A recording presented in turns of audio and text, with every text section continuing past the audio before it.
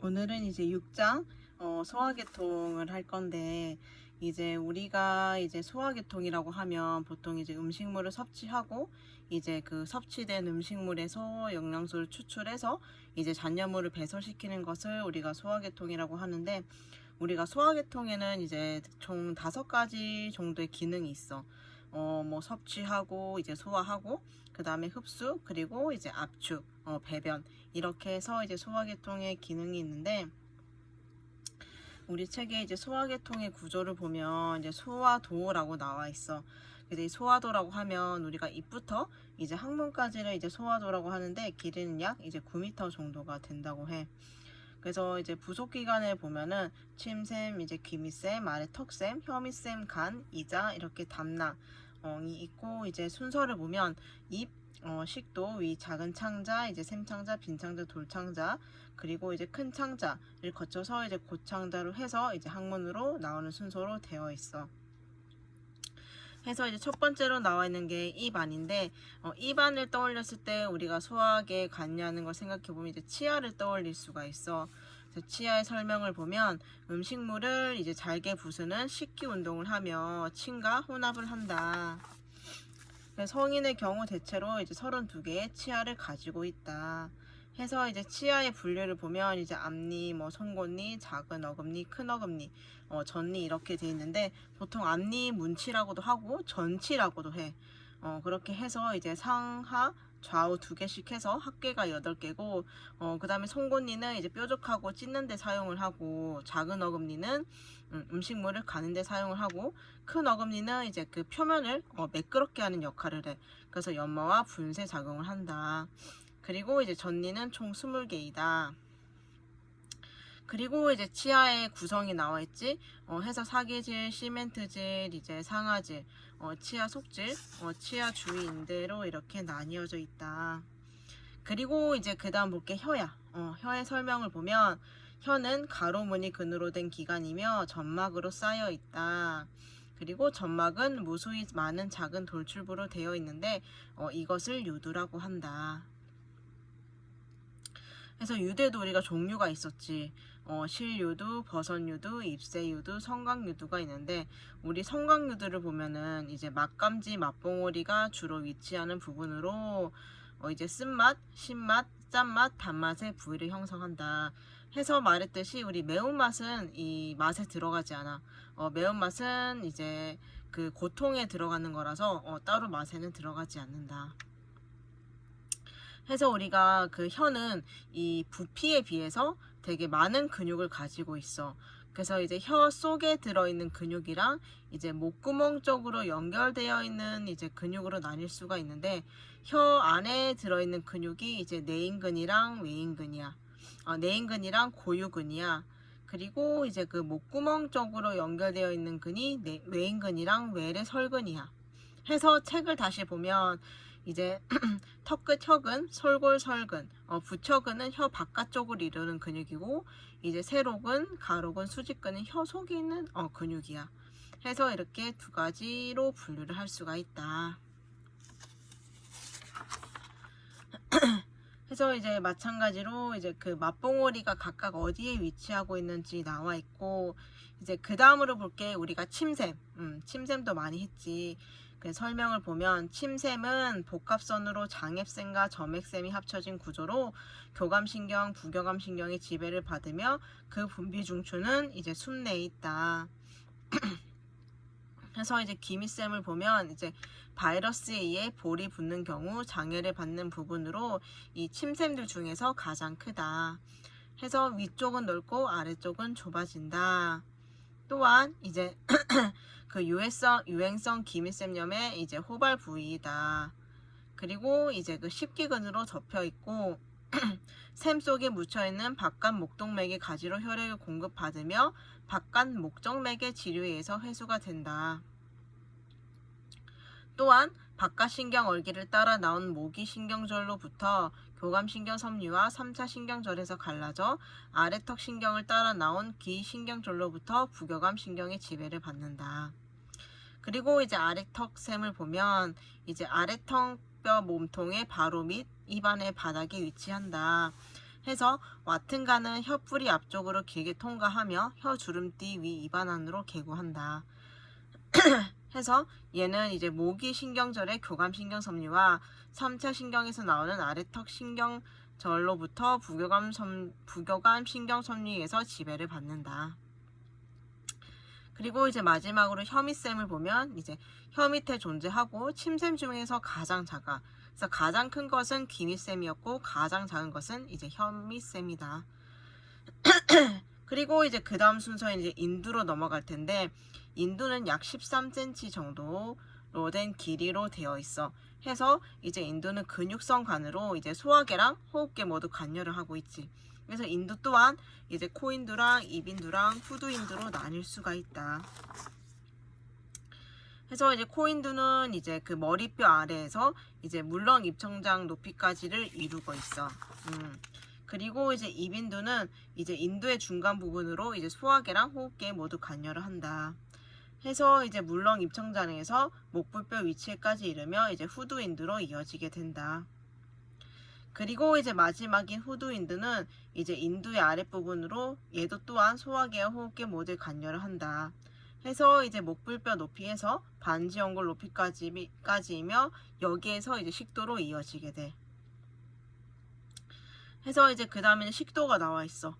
식도는 이제 인두에서 위까지 음식물을 운반하는 약 25cm의 근육성 관으로 이제 식도의 앞쪽에는 기관과 심장이 있으며 뒤에는 척추가 있다. 해서 이제 또 식도에서 또 중요한 게 이제 그 세 곳의 협착 부위가 있었어. 그치? 그래서 세 가지 협착 부가 어디인지 책에 보면 이제 인두 아래 끝으로 제6 목뼈 부위, 기관 분기부로 제4, 5 등뼈 높이, 그리고 가로막 관통부로 제11 등뼈 높이, 이렇게 해서 이제 세 곳에서 이제 협착부를 이루고 있다. 해서 이제 여기는 음식이 통과한 데는 지장이 없으나 이물이 걸리기 쉽고 염증이 잘 일어나는 부위이다. 또 이제 여기에서 하나 더 알아야 할 것이 이제 식도 구멍이 있었어. 해서 가슴 공간에서 배 안으로 통하는 가로막이 구멍으로 특히 가로막 탈장이 잘 일어나는 부위이다.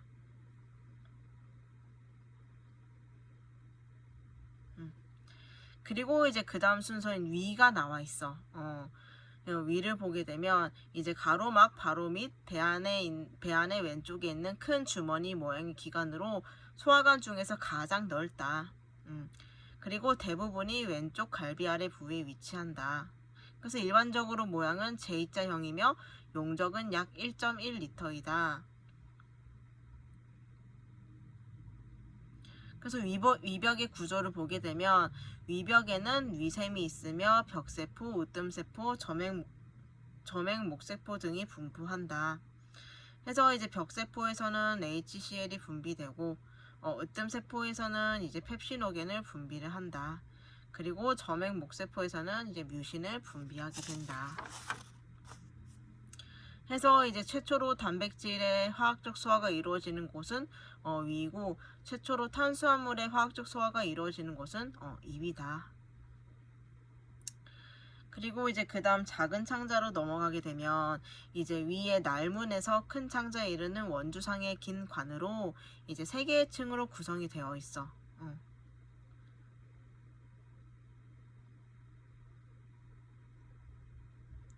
해서 작은 창자에는 이제 샘창자, 이제 빈창자, 돌창자가 있는데 이제 그 샘창자를 먼저 보게 되면은 길이가 약 25cm로 갈고리 모양이며 제1 허리뼈의 앞 오른쪽 날문에 이어져 시작되고 제2 허리뼈의 앞 왼쪽에서 세 번째 구부러져 이제 빈창자에 이어진다.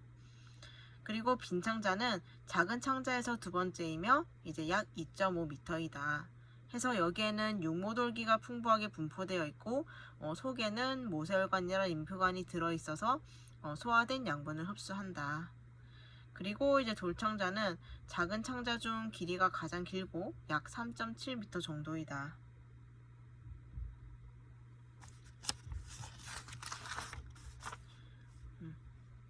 그래서 여기서 또 보아야 할 것이 피혈판이야. 그래서 피혈판을 보면 장티푸스 창자결핵 때 심한 병변을 일으키며 이제 임상적으로 이제 중요한 부위이다.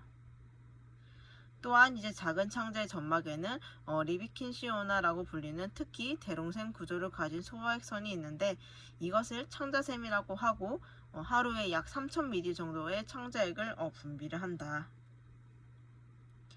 그리고 이제 마지막 큰 창자고 길이는 약 1.5m로 직경이 7cm 되는 굵은 관으로 된 기관이다. 소화기의 마지막 부분으로 수분과 염분 등을 흡수하고 소화 안 된 잔유물을 대변으로 만들어 몸 바깥으로 내보낸다. 그리고 이제 그 다음에 보면은 회맹판이 있어. 돌막 창자 판막이라고 있는데 이게 이제 소장의 마지막 부분인 이제 회장의 말단과 대장의 초입인 맹장 사이에 위치를 하고 있어서 얘는 막창자와 잔록창자의 경계 왼쪽 뒤벽에 있는 판막으로 큰 창자의 내용물이 돌창자로 역류하는 것을 방지한다.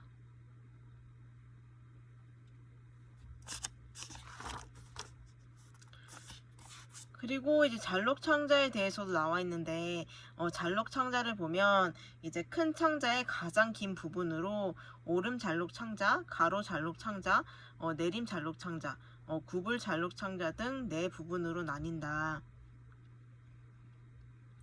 해서 이렇게 네 가지 종류가 있고 그 다음을 또 이제 보게 되면은 소화계통의 기능에 대해서 나와 있어. 조금 더 자세히 나와 있는데 그 소화기의 주 작용은 음식물 분해, 양분 흡수, 노폐물 배설이다. 해서 침샘이 먼저 나와 있어. 그래서 타액의 pH는 약 6.3에서 6.8이고 타액의 성분은 프티알린 효소, 뮤신 이외에 이제 나트륨, 칼륨, 칼슘 등의 이제 무기질 그리고 소량용 등의 무기질이 소량 용해되어 있고 이제 99%의 물로 이제 이루어져 있다. 해서 여기서 뮤신이 나오지. 그 지난번에 쪽지 시험에 나온 이 뮤신인데 이 뮤신이 그 점막에서 분비되는 점액 물질이야. 해서 이제 턱 밑이라든지 위점막 또는 소장, 기관 자궁에 분포한다. 그래서 침 효소가 분해되는 것은 탄수화물이다. 그래서 좀 전에 우리가 뮤신에 대해서 했는데 이제 그 소화기관에 있는 뮤신은 우리가 보통 기관을 보호한다든지 또는 이제 소화운동의 윤활제 역할을 해. 그리고 이제 위 점막에 뮤신이 있는 경우에는 위상 가다라든지 그 위궤양 치료에 사용을 한다. 그래서 우리가 그 기미쌤, 아래턱쌤, 혐의쌤에 대해서는 했었고 이제 식도로 넘어가게 되면 이제 식도는 음식물의 통로라고 나와 있어. 그리고 이제 그 다음엔 위를 볼 텐데 이제 아까도 말했듯이 최초로 단백질의 화학적 소화가 이루어지는 곳은 위이고 최초로 탄수화물의 화학적 소화가 이루어지는 것은 이제 입이다. 해서 이제 소화 과정을 보게 되면 이제 위에서의 이제 단백질의 소화가 최초로 이루어진다라고 되어 있어. 그래서 우리가 좀 그 타액의 pH는 6.3에서 6.8이었고 우리가 그 위액은 우리가 위샘에서 분비되는 물질이잖아. 그래서 약간 무색 투명하고 약간 점성 있는 강산성액이야. 해서 이제 우리 위샘은 주세포랑 벽세포랑 이제 그 부세포로 구성이 되어 있어. 그래서 우리가 위액 분비 촉진 호르몬을 뭐라고 하니? 가스트린이지. 그래서 하루에 약 2에서 3리터 정도의 이제 위액을 분비한다. 그래서 위액을 보면 이제 펩신옥에는 이제 펩신으로 분해가 돼서 이제 그 단백질의 가수분해물 최종 산물로 이제 만들어지는데 이 펩신이 하는 역할이 뭘까? 펩신도 단백질 분해 효소지. 해서 이제 펩신에 의해 이제 부분적으로 분해된 단백질을 우리가 펩톤이라고 한다. 그리고 이제 위산의 작용을 보게 되면 이제 살균, 부패 방지, 알코올 발효 억제를 한다.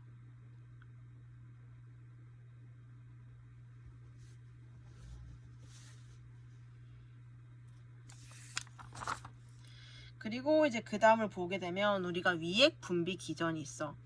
그래서 위액이 어떻게 분비가 되는지 뇌상, 위상, 장상이 나와 있는데 우리가 뇌상을 먼저 보게 되면은 우리가 이제 그 음식물이 우리가 위장 내로 들어오기 전에 우리가 음식물을 보거나 또는 음식의 냄새를 맡거나 또는 이제 그 음식을 보고 이제 과거의 경험을 이야기하던지 또는 생각만 해도 위액이 분비되는 시기야.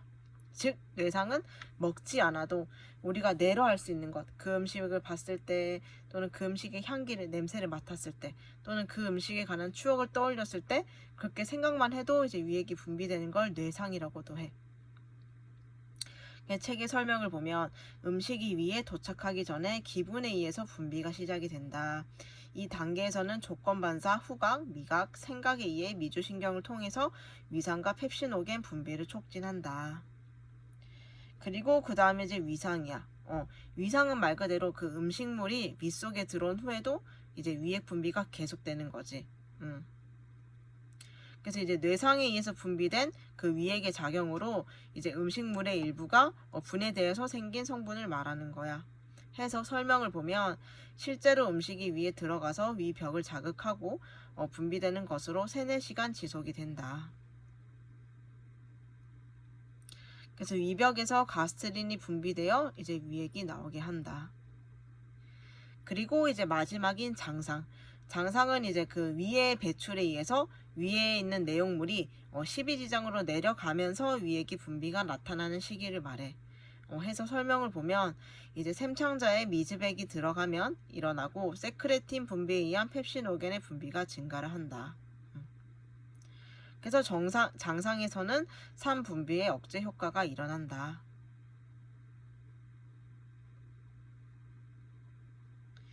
그리고 이제 그 위의 운동이 나와 있는데 이제 그 위 내용물이 들어있지 않은 상태에서도 이제 위는 운동을 한다. 그래서 우리가 기계적 소화에도 종류가 있어. 뭐 연동 운동이 있고 연동 운동이랑 같은 말이 꿈틀 운동이고 이제 뭐 수축 운동, 이제 분절 운동이 있어. 이제 연동 운동은 음식물을 앞으로 보내는 거야. 그리고 수축 운동은 이제 그 음식물과 위액을 섞는 거야. 그리고 분절 운동은 그 음식물과 소액을 잘 휘저어서 섞는 운동이야.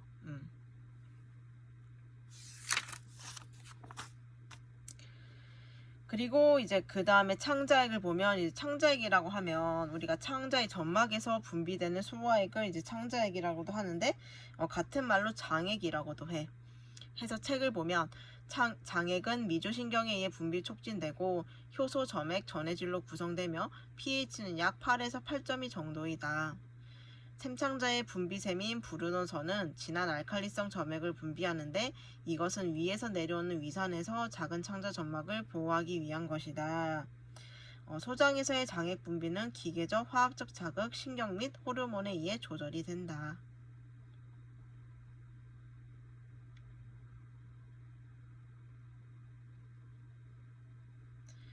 해서 이제 그 밑에 양분의 분해를 보면 우리 그 탄수화물에서는 이제 아밀라제에 의해서 녹말이 메가당으로 분해가 되고 단백질은 이제 엔테로키나제 그 장샘에서 분비되는 엔테로키나제에 의해서 이제 트립시노겐이 트립신으로 변해서 이제 단백질 분해에 참여를 한다. 이 트립신은 이제 펩톤을 폴리펩타이드로 이제 분해를 하는 거고, 그리고 이렙신이 이제 소장의 소화 효소야. 이것에 의해서 이제 아미노산으로 분해가 된다. 그리고 이제 지방은 리파제에 의해서 이제 지방산이랑 글리센으로 분인이 된다.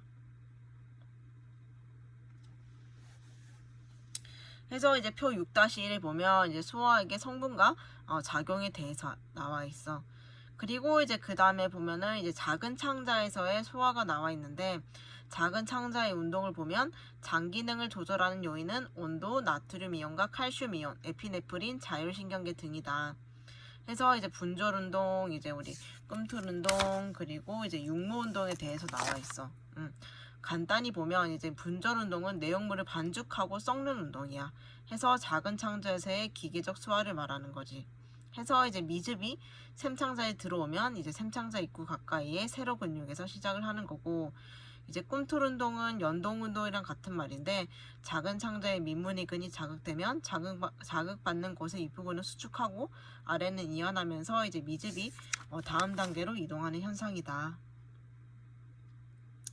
해서 이제 작은 창자에서는 어떻게 양분이 흡수되는가에 대해서 나와 있는데 우리가 그 책에 보면 소화 작용에 의해 양분을 생성하고 육모의 상피세포를 통해서 이제 모세혈관과 암주간 내로 이제 흡수가 된다라고 나와 있어. 그래서 해서 여기서 봐야 할 것이 우리가 수용성이랑 지용성이랑 이제 흡수되는 방식이 달랐어. 어떻게 되냐고 하면 이제 우리 소장의 역할이 이제 그 흡수에 있어서 중요한 역할을 하잖아. 이제 음식이라든지 이제 모든 유용한 물질의 약 95%를 흡수를 한다고 해. 해서 이제 포도당이라든지 이제 아미노산, 비타민, 이제 무기염류는 그 수용성이잖아. 이것은 이제 육모 내에 이제 그 모세혈관이 흡수를 하는 거야. 그리고 이제 그 지방산이라든지 글리세롤, 콜레스테롤 등은 이제 지용성이기 때문에 림프관으로 흡수를 하는 거야. 해서 이제 그 포도당 아미노산 그 수용성의 이동 경로를 보면 이제 육모돌기에 모세혈관 그리고 간문맥, 간, 심장, 온몸으로 흡수가 돼. 해서 이제 그 수용성 성분들은 일정한 용도를 유지해야 하기 때문에 이제 간에서 농도를 조절한 후에 이제 심장으로 가게 되는 거지. 그리고 이제 지용성은 우리가 림프관에 있는 암주간, 즉 그 소장의 육모 내에 존재하는 림프관을 암주간이라고 하는데 이제 이 림프관으로 흡수가 되는 거지. 해서 이제 그 수용성 경로에 간문맥이 나와 있는데 우리가 그 간문맥이라고 하면 이제 소화관이라든지 또는 지라에서 심장으로 향하는 모든 전맥은 이제 간문맥을 통하고 있어. 해서 이제 간과 소장 사이를 연결해주는 간이라고 보면 되지. 해서 이 간문맥도 이제 간동맥이랑 간정맥으로 나뉘는데 이 간동맥은 우리가 그 대동맥으로부터 파생되기 때문에 이제 산소 공급을 담당하는 동맥 분지야. 해서 그 간으로 유입되는 간혈류의 약 20%를 담당하고 있고 간문맥은 이제 두 개 혈관으로부터 이제 혈액이 들어와. 그 첫 번째는 이제 소장과 그 대장에서 흡수되는 영양소가 유입되는 그 정맥 혈류로서 이제 영양 공급을 담당하고 해서 간혈류의 약 80%를 담당하고 있어.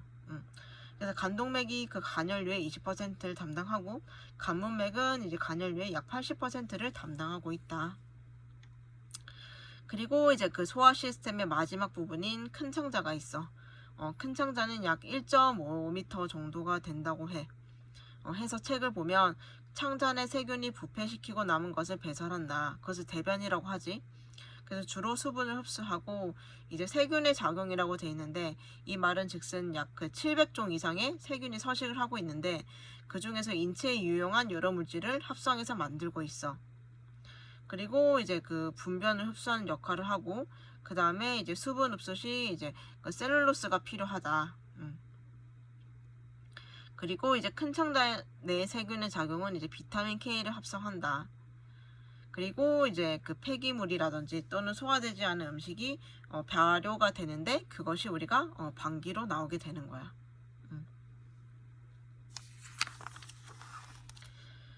해서 그리고 이제 마지막인 비타민이 있어. 비타민도 우리가 계속 했는데 비타민도 우리가 지용성이랑 수용성이 있잖아. 그치? 그래서 이제 지용성을 보면 비타민 A가 나와 있는데 비타민 A가 이제 결핍이 되면 이제 그 야맹증이 있고 그 안구 건조증도 발생을 할 수가 있어. 그리고 이제 과잉 섭취하게 되면 이제 체내에 축적이 되면서 이제 독성을 나타내는데 어떤 것들이 있냐면 뭐 피로감, 두통 또는 뭐 구역질 또는 설사, 식욕부진이 나타날 수가 있고 심한 경우에는 이제 간 손상이 일어나고 혼수가 이제 빠질 수가 있어. 그리고 이제 그 임신 중에 만약에 이제 비타민 A를 과잉 섭취하면 이제 사산이라든지 또는 조산 또는 출생 시 이제 기형이 발생할 수가 있다. 그리고 이제 그 비타민 D는 이제 결핍 시에 구루병이라고 되어 있는데 우리가 비타민 D라고 하면 이제 뼈의 형성이라든지 또는 이제 인슐린의 분비에도 관여를 하고 면역 기능에도 관여를 해. 그래서 이제 칼슘의 항상성을 유지하는 게 비타민 D인데 이제 칼슘이 부족하면 우리 테타니 즉 근육이 수축하고 경련하는 현상이 발생을 한다. 그리고 이제 세포 분화에도 이제 그 관여를 하는데 이 이상이 생기게 되면 이제 암이 발생하는 거고 비타민 D의 결핍 시에는 이제 구루병 또는 골연화증 그리고 근육약화라든지 통증이 발생할 수가 있다. 그리고 이제 그 비타민 E는 뭐 토코페롤이라고 나와 있는데 그 뒤에도 에르고스테롤이라고 나와 있지. 이게 그 비타민들의 각 별칭이야. 그리고 이제 비타민 이 좀 전에 말했듯이 비타민 E는 우리가 그 세포 노화 방지 관련을 하고 심혈관 질환 예방하는 데도 도움이 된다고 해.